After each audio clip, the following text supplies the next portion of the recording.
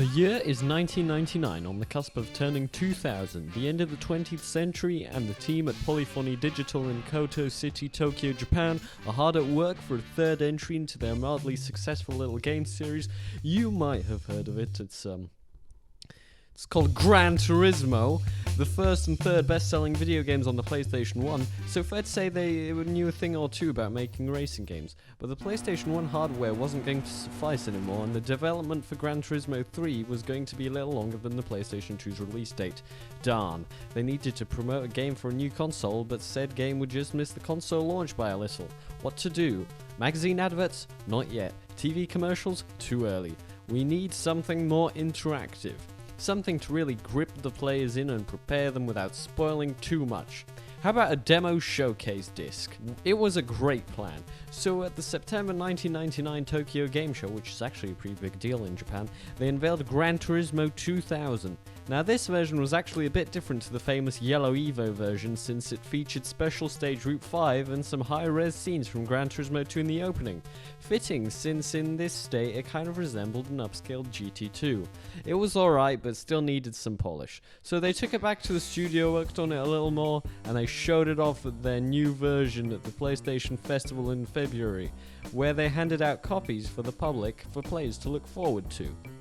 Fast forward a few months to May 2000 and they're showing it off in America as well, which actually has possibly the rarest version since it featured Laguna Seca and 10 cars you could pick from. But once they brought it back to the Tokyo Game Show in September again, as well as the UK, it was back to the trusty Evo 5 on Seattle circuit. The game itself has a time limit of 150 seconds during the racing, but it does have a cool intro featuring Mirage by Daiki Kasho.